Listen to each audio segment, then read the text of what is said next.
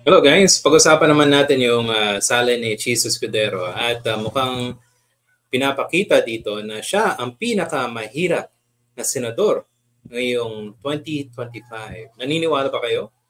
Ako, paniwalang paniwala. Di ba? Imaginein mo, yung 18 million tapos ang tagal nilang senador, naging congressman siya, naging governor siya, di ba? Wala, di ba? Wala siyang kinuha sa kaba ng bayan. Napakalinis nitong taong na to, di ba? So yan ang pag-uusapan natin, okay? At sabi dito from Newswatch plus PH or Philippines, Senator Jesus Escudero has released to the media his 2024 Statement of Assets, Liabilities, and Net Worth, or SALN, okay, showing a net worth of 18.84 million pesos. Na siya ang pinaka mahirap na senador. Mas mahirap pa kay kay Risa Hontiveros. Akalaan nyo, mas mayaman pala to si si Risa Hontiveros kay Chis di ba?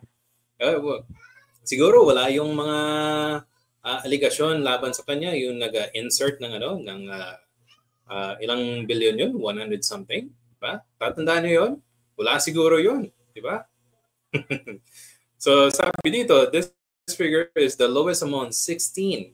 Okay, pinaka mas lower daw kaysa Senator Riza. Ang kay Senator Riza, umabot ng 18.89, 896 million. So mga about 20. 40. Almost 40,000 yung lamang. Aba, napakahirap naman yun, no? Senator Cheese, hindi natatandaan ko siguro yung pagiging Senate President niya, wala siyang ginagawa, di ba? Napakalinis siyang tao. Okay, sabi dito, statement, okay, so tingnan natin yung detalye. Okay, sabi dito, okay, meron siyang house and lot. Value daw is 166.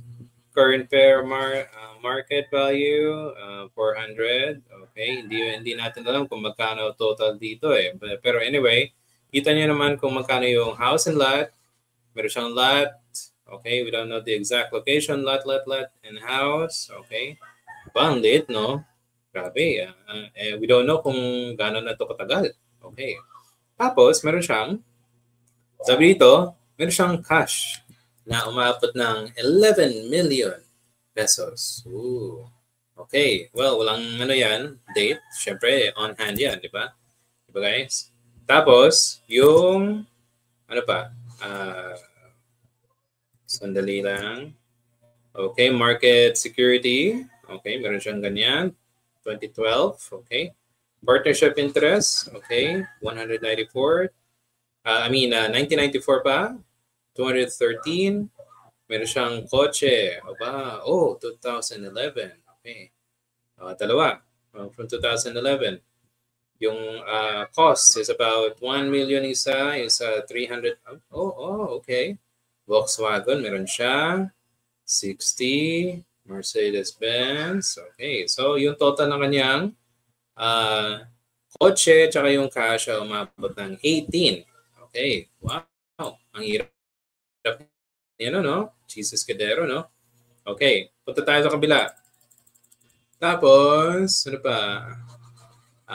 So meron ditong business interest, Escudero Marasigan. Okay. Valentin Villarreal, law office. Okay, meron yan. Tapos, name of relatives. Okay, yung kapatid niya, nasa gobyerno din. Tapos, yung uncle niya, tsaka yung cousin niya, nasa gobyerno din. Aba, ang hirap na yan, no? Jesus Escudero. Pero guys, meron akong nalaman, and I'm sure alam niyo din to. Okay? Natatandaan niyo ba yung nangyaring yung birthday ni Hart. Okay? Tatandaan niyo yun. Yung birthday ni Hart, merong binigay si Jesus Escudero na isang sing-sing. Gets you? Hindi. Gets you ba yun? yung singsing, alam niyo ba yung magkano yung singsing na naibigay niya kay Heart Evangelista? Okay. Kung hindi niyo alam, yung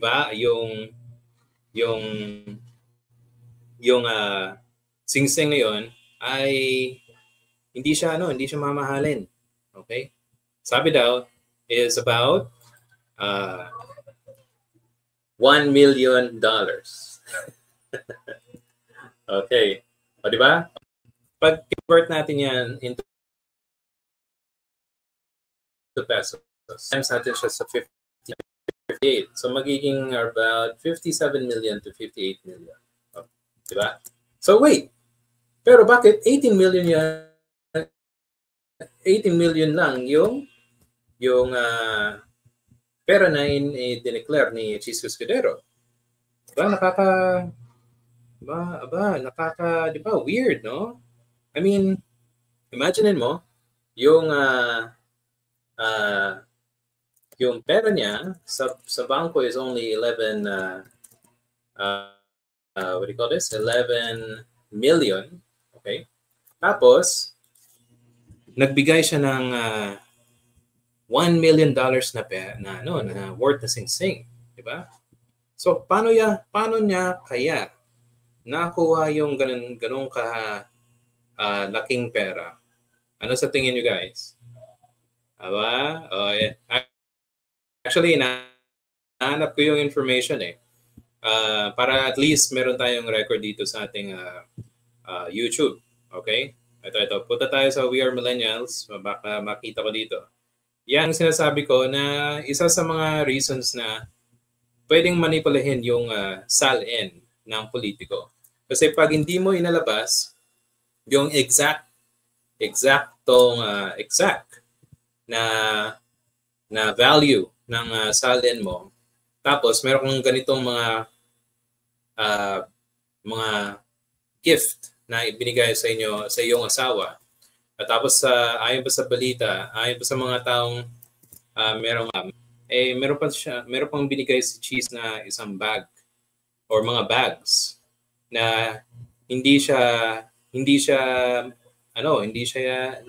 cheap.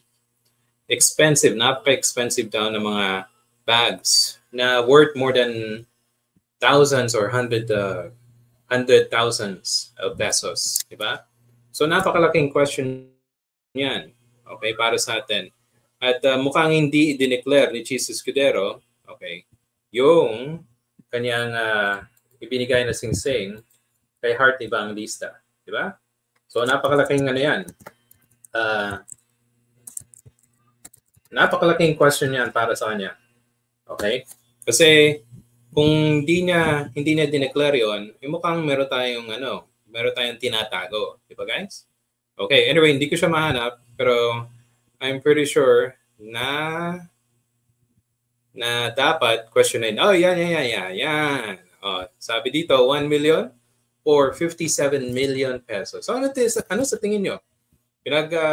Nagsasabi ba ng totoo si Chis Escudero sa kanyang SALN o pinagloloko niya tayo? Anyway, hindi na tayo maloloko sa mga bagay-bagay na ginawa niya. Di ba?